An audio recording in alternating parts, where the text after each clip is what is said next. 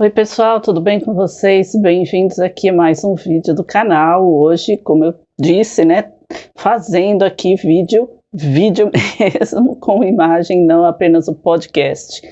Eu vou tentar fazer um vídeo um pouco mais rápido, tá? Porque, sinceramente, não é um assunto que eu domino tanto, né? Não é um assunto que eu tenho tanto conhecimento, mas foi uma pergunta que eu recebi de uma seguidora aqui do canal, com relação aos orixás, qual a função dos orixás, ou assim, qual a representatividade dos orixás na 5D, né? Quando a gente fizer todo o processo de transição, e apesar de que a planeta de regeneração para quinta dimensão tem uma diferença, depois eu vou trazer aqui para vocês, mas no geral eu entendi o que ela quis dizer, né? Então, eu procurei trazer aqui hoje para ela, né, para todos nós, que de repente temos essa dúvida, essa curiosidade. Como eu sempre coloco aqui, este é um canal de mente aberta, então espiritualidade de mente aberta,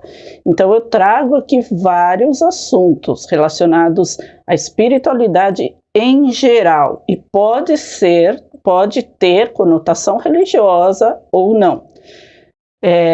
Eu já trouxe muitas coisas aqui falando, né, algumas, não muitas não, mas algumas coisas falando da Umbanda, mas sempre baseada nos livros. Como eu disse para vocês, é uma religião que eu nunca tive contato direto, nunca fui dessa religião, nunca me envolvi direto, devo ter ido umas 2 vezes no máximo em algum culto religioso ali, né, algum terreiro, né, como se diz.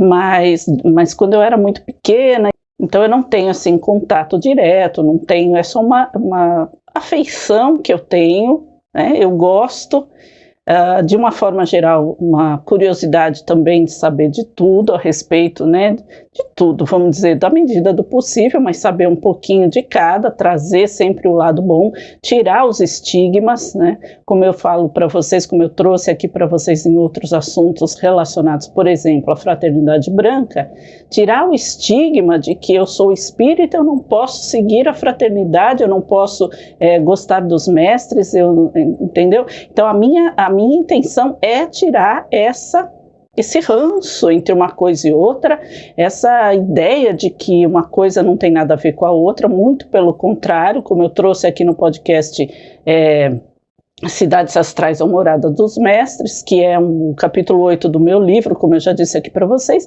Então a minha intenção, inclusive até em escrever esse livro, foi tirar esse estigma de separatividade. Então, trazendo também assuntos relacionados, por exemplo, à Umbanda, é para também tirar um pouco esse processo de que, nossa, Umbanda, nossa, o que é isso, né?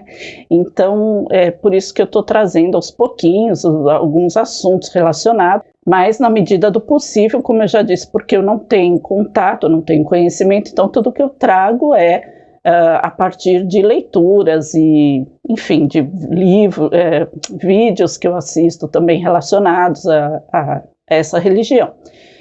E hoje eu vou trazer, baseado neste livro aqui, olha, Umbanda Pé no Chão, que eu já trouxe, eu já citei ele aqui uma vez, do Norberto Peixoto, e toda a obra baseada nos conceitos do Ramatiz. Então, Ramatiz fala muito, inclusive eu tenho um outro livro deles aqui, eu vou pegar rapidinho, que eu já trouxe aqui também, que é esse aqui, ó, do próprio Ramatiz, do Hercílio Mais, que é o objetivo cósmico da Umbanda, mas hoje, para este assunto, eu achei esse daqui muito mais explicativo, então eu vou me basear neste livro aqui, tá? Então, para começar, eu vou dar uma pequena definição aqui do que seja orixá, tá? Então, o capítulo é esse aqui, ó. Orixás, guias e falangeiros. A palavra orixá, em seus aspectos básicos de interpretação, significa luz do Senhor, mensageiro, força de cabeça. Ori significa cabeça, elemento fundamental para o pensamento contínuo dos seres encarnados, como se fosse uma caixa de ressonância da mente extracorpórea. Então, ou seja, a cabeça, a mente, né, o cérebro, ela recebe as informações da nossa consciência. Então, Ori, no caso aqui em Yorubá, é cabeça. Então, é uma parte importante dos pensamentos contínuos. A gente tem todo o contato através da nossa cabeça, né? Aqui, pulando algumas partes, né? Outra coisa, o orixá de cada individualidade não tem a ver com uma entidade extracorpórea, e sim originalmente com uma essência cósmica primordial e interna que a acompanha energética e vibratoriamente e que influencia o modo de ser e o destino de cada consciência, Ori, seja encarnada ou desencarnada. Então, o que ele está explicando aqui, né? Que o orixá de cada individualidade, ou seja, cada um de nós tem um orixá específico, designado, vamos dizer, a nós. Mais para frente vocês vão entender direitinho o que significa isso, né?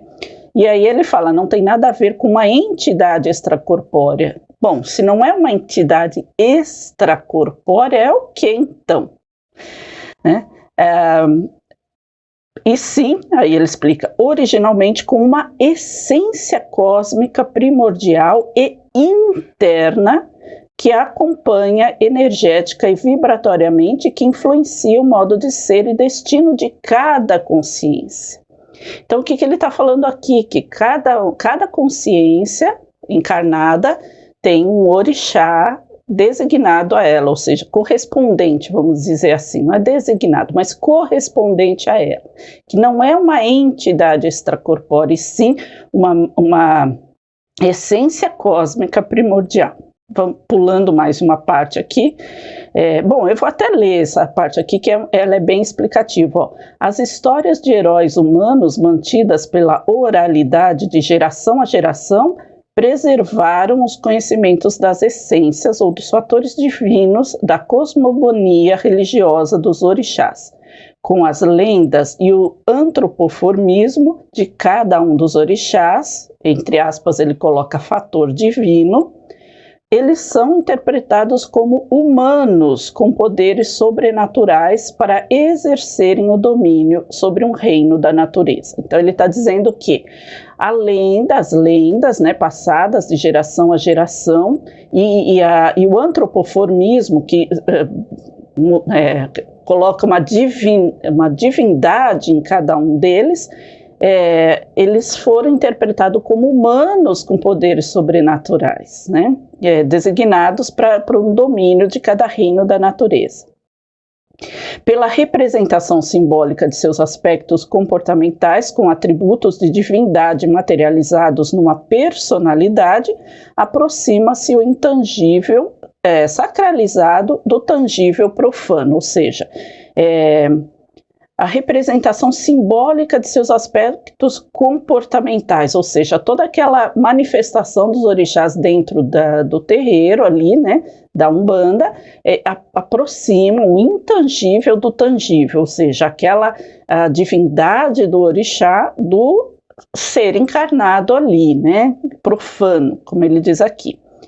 Continuando, o sagrado passou a fazer parte da manifestação das almas encarnadas e o próprio corpo, o receptáculo por intermédio do transe ritualístico, momento em que se une no mesmo espaço o passado e o presente, o espiritual e o físico, resgatando do inconsciente para o consciente o aprendizado milenar do espírito arquivado em seu inconsciente profundo. O que ele está dizendo aqui? Que naquele momento do transe, né, ali do terreiro, há um resgate, né, do inconsciente para o consciente, ou seja, passado e presente, o espiritual e o físico resgatado do inconsciente. Tudo aquele arquivado em seu inconsciente profundo, ou seja, tudo aquilo vivenciado por aquela consciência que está tendo transe, é resgatado naquele momento de transe. Então, tudo que ele fala vem do seu inconsciente profundo. O que seria esse inconsciente profundo, se não o seu próprio eu superior? Em sua essência primordial, são altas irradiações cósmicas indiferenciadas antes do rebaixamento vibratório até o plano em que vive a humanidade. Ou seja, a nossa mônada, aquela parte superior ali. Tudo aquilo é um arquivo, né, que faz parte de cada um de nós individualizado. Então, tudo aquilo que é manifestado como o conhecimento dos orixás, propriamente dito, é um resgate desse conhecimento profundo que está ali naquele arquivo, né, do nosso ser superior, ou do nosso eu superior. Bom, então vou reler aqui. Em sua essência primordial são altas irradiações cósmicas indiferenciadas antes do rebaixamento vibratório até o plano em que vive a humanidade, propiciando a expressão da vida em todo o planeta. Assim como é em cima, assim é embaixo. O ser humano é um microcosmo reflexo do macrocosmo. Não por acaso o organismo físico em funcionamento contém todos os elementos planetários: ar, terra, fogo e água. Então, o que ele está dizendo aqui? O microcosmo é parte do macrocosmo. Nós somos microcosmos, nós somos em si parte do universo, né? Então, nós somos o microcosmo que fazemos parte do macro. E os orixás seria a representatividade desse macro, que somos nós mesmos. Nós fazemos parte daquilo. Então, o que ele está dizendo? Assim como é em cima, assim é embaixo. Então, é a ligação daquele médium com a sua própria essência. O orixá, no que ele representa aqui, nada mais é do que a representatividade da sua própria essência. Só que com todo o processo de lenda, ele se tornou um ser individualizado como se fosse um Deus, né? Um Deus, colocando assim, com D minúsculo, tá? Todos nós recebemos em cada encarnação a influência mais intensa de um determinado orixá que podemos chamar de pai de cabeça, que é a responsável por nossa característica física e psicológica, de modo que reflitamos os arquétipos ou as características comportamentais peculiares ao orixá que nos rege.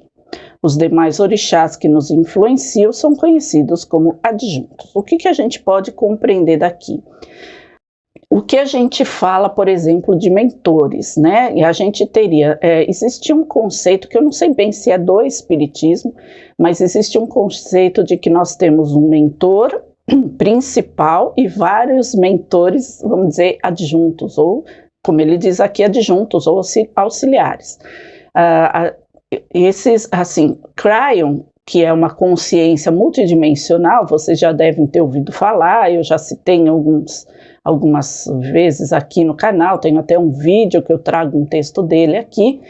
Ele fala que os nossos mentores nada mais são do que nossos próprios eus, ou seja, partindo para uma explicação multidimensional, todos os nossos outros eus, as nossas separações da nossa mônada, em graus maiores, que trazem para nós as orientações das quais nós precisamos. Então, em parte, seria isso mesmo, né? Então, quando a gente conversa com nossos mentores, na verdade, eles podem ser seres que já viveram que já fizeram parte da nossa família encarnada, em outra encarnação, que já foram, sei lá, que são de outros planetas, mas também que são nossos próprios eus. Então, em parte, o que ele está falando aqui? A influência de um determinado orixá quando você entende que isso faz parte da sua própria essência, seria essa parte num grau multidimensional mais desenvolvido, né? Uma parte da sua própria mônada num grau de desenvolvimento maior e os outros adjuntos, né? Agora, em toda a constituição da Umbanda como um todo, tem toda uma terminologia, toda uma ritualística que caracteriza estes orixás, tá? Então, continuando aqui. Na Umbanda, estou pulando várias partes, tá, gente? Na Umbanda, de uma maneira geral, não consideramos os orixás espíritos individualizados em evolução, embora nossas irmãs das religiões afro-brasileiras entendam majoritariamente os orixás como ancestrais divinizados, ou seja, espíritos que encarnaram no passado e foram heróis em suas comunidades e nações, os incorporando numa linha de ancestralidade remota. Só está explicando aqui uma linha de pensamento, né? Em algumas outras religiões, eles têm os orixás como uma ancestralidade que passaram, assim como os santos na Igreja Católica. Então, o santo X passou por toda aquela fase do cristianismo, foi martirizado e virou santo. É a mesma característica aqui, tá? Continuando, segundo a concepção teológica rito-litúrgico que predomina na Umbanda, os orixás são energias criativas divinas de alta voltagem sideral, impossíveis de serem expressas e incorporadas pelo mediunismo de terreiro. Então ele está sendo bem claro aqui, ó, na concepção teológica rito-litúrgica da Umbanda, orixás são energias divinas de alta voltagem sideral. Então, é aquilo que eu falei, é uma parte da mônada de cada um de nós. E pela voltagem tão intensa, vibratória deles, seria impossível que eles incorporassem no mediunismo de terreiro. Aí ele vai explicar, ó, quem se manifesta pela mecânica de incorporação são os espíritos falangeiros dos orixás que trabalham agrupados por linhas, que por sua vez estão agrupadas pela irradiação de cada orixá. Então, é dessa forma. Ele é uma manifestação muito alta, mas existem as manifestações mais gradativas, vamos chamar assim, tá? Então, antes do rebaixamento, como ele falou lá atrás, antes do rebaixamento da manifestação aqui no planeta, nós somos essa manifestação aqui do planeta. Entre cada um de nós e o nosso orixá individual, que seria uma parte da nossa mônada, existem as graduações, e quem se manifesta no terreiro seriam esses falangeiros, que eles denominam dessa forma, fazem parte dessas graduações, e aí eles vão denominar cada uma dessas falanges conforme o rito litúrgico, né, teológico da Umbanda. Bom, por uma outra descrição teria um outro nome. Voltando aqui. Por outro lado, é possível o transe ritual anímico, que caracteriza os estados alterados e superiores de consciência em que se manifestam os orixás, o que é um processo diferente da mecânica tradicional de incorporação. Ocorre que, de regra, o transe na Umbanda é mediúnico e acontece para que haja comunicação oral dos espíritos manifestantes com os consulentes. Então, o que ele está dizendo? É possível que haja um transe ritual anímico. O que é anímico? É da própria pessoa, do meu animismo, meu próprio. Então, quando existe um transe anímico, ou seja, um contato meu direto com a minha consciência superior, aí é possível a manifestação do próprio orixá, porque ele não desce ao plano dos nossos corpos sutis para se incorporar e trazer essa vibração física, vamos chamar assim. Mas é possível que o médium lá do terreiro tenha um transe anímico, ou seja, ele com a sua própria consciência e ele consiga entrar em contato com a essência dele, que é o orixá dele. Bom, então essas são denominações dependendo de cada expressão, que seria aqui no caso a Umbanda. Então, orixá é uma expressão da Umbanda referente ao nosso eu superior, à nossa essência divina.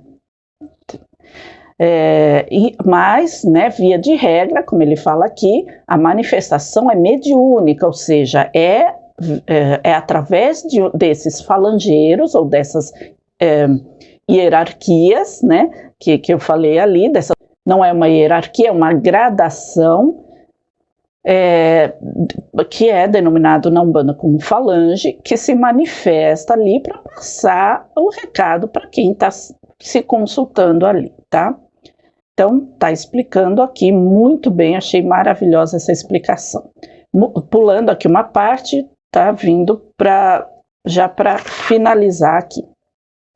Os cultos ritualísticos em que se manifestam os orixás se dão preponderadamente por um processo arquetípico anímico, de transe que flui do inconsciente do sensitivo, sem incorporação por uma entidade externa. E aí ele explica, acontece de dentro para fora. Por quê? Porque a incorporação é de fora para dentro. Então vai chegar aquela consciência, e vai transmitir uma informação. Agora, a manifestação do orixá seria ele próprio manifestando de seu próprio inconsciente profundo, ou seja, animicamente. É como você denominar é como você falar numa outra denominação que você teve acesso a um registro acástico, bem profundo. Então, continuando aqui, os orixás de regra não falam e se manifestam nas danças coreográficas que reconstroem suas origens mitológicas. Assim, a partir do transe ritualístico, se humanizam, expressando-se no corpo de quem os recebe. Tudo entre aspas, tá? Por que isso? Porque é uma mitologia. O gestual simbólico que realizam revive o mito antigo e harmoniza o ambiente e o inconsciente coletivo dos circunstantes que se ligam reciprocamente por laços de afinidade espiritual, no mais de vezes fruto de encarnações passadas em clãs religiosos africanos, e aí rememoram a mitologia ancestral pelos movimentos, pelas vestes, pelos sons, pelas cores e pelos gestos das manifestações, estados alterados e superiores de consciência. Então, fechando aqui a explicação maravilhosa do Norberto Peixoto, nesse livro maravilhoso chamado Umbanda Pé no Chão, da editora Legião, ele está dizendo o quê? Que na verdade os orixás são manifestações do nosso próprio inconsciente profundo, ou seja, quando animicamente o médium consegue acessar o seu registro acástico, nas minhas palavras, o seu registro acástico, ou seja, ter contato direto com a sua essência e trazer essa manifestação, mas só de forma anímica e não mediúnica. Quando é mediúnica, sim, é aquelas outras falanges, que seriam as gradações dessa própria consciência, de um outro nível, assim como eu expliquei, que eu trouxe a explicação aqui do Cryon, dizendo que são os nossos outros eus. Então seria, na verdade, essas gradações de níveis de desenvolvimentos diferentes que trazem as mensagens aos consulentes. E aí ele está dizendo aqui que toda essa manifestação do orixá é para atender um ritual mitológico para conseguir acessar o consciente coletivo que se formou muito provavelmente através de encarnações passadas em clãs religiosos que já traziam essa mitologia. Então tudo, na verdade, é aquilo que eu falei para vocês. É muito engraçado porque juntou direitinho aquilo que eu trouxe aqui no outro vídeo falando, por exemplo, das manifestações dos mestres e tudo mais. Cada um se manifesta de acordo com aquilo que aquela pessoa vai conseguir entender. Lembra que eu falei isso para vocês no outro vídeo que eu trouxe aqui? Que eu até citei um exemplo, que eu vi Maria, né, a mãe Maria, de uma forma, né, vestida num macacão, com uma manta, o manto dela seria uma luz etérica, totalmente, né, diferente dessa imagem da Maria que nós temos, que é linda, maravilhosa, né? Eu falei dos próprios mestres, que o professor Laércio Fonseca visualiza eles como seres vindo em naves espaciais de macacão e ferramentas na cintura, e outras pessoas visualizam ele, na maioria, como nós todos vemos nas imagens, né, dos mestres. Então, o que é isso aqui? Essa manifestação dos orixás é, na verdade, para cumprir um ritual do consciente coletivo, que é assim que as pessoas vão conseguir compreender, vão conseguir acessar essa vibração. E essa manifestação do orixá nada mais é do que anímica.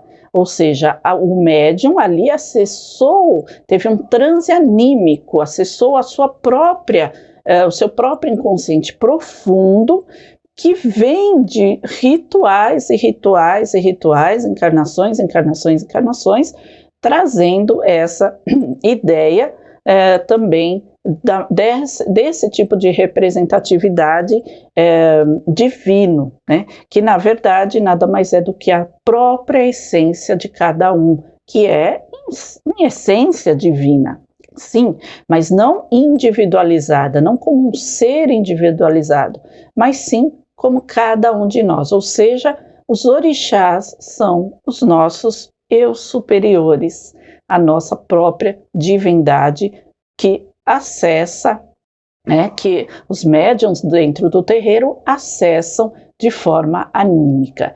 Então, respondendo à pergunta aí da nossa seguidora, a representação do orixás na 5D continua a mesma. Pode ser que, muito certamente, vou dizer assim, não seja mais necessário esta ritualística né, toda do orixá ali, né, naquelas vestes, naquele gestual, naquelas danças, porque o acesso vai ser muito mais natural. E talvez perca até essa denominação de orixá, porque talvez, muito provavelmente, se percam essas religiões constituídas, e sim a consciência pura e simplesmente da espiritualidade e da divindade de cada um de nós. Então é isso, gente. Finalizando aqui esse vídeo de hoje, espero ter respondido a questão aqui da nossa querida amiga aqui, seguidora do canal, e mais um conhecimento, mais uma curiosidade em conhecimento para todos nós, né? Porque eu também aprendi bastante aqui. E é muito interessante como tudo está conectado, ou seja, todos os caminhos levam apenas a um lugar. É isso, gente. Espero que tenha ajudado todos vocês, espero que vocês tenham gostado. Se gostaram, eu peço, já sabe, né? Eu peço sempre, deixe seu like aqui, faça os seus comentários se você ainda tiver alguma dúvida ou, enfim, uma outra colocação sobre este assunto. Também, se não for inscrito ainda, se inscreva aqui no canal, acione o sininho para receber todas as notificações de todos os vídeos que eu estou me esforçando para trazer aqui 2 vezes por semana. E vou finalizando, deixando sempre vocês com meu forte abraço, grande beijo, paz e luz a todos. Até o próximo vídeo. Tchau.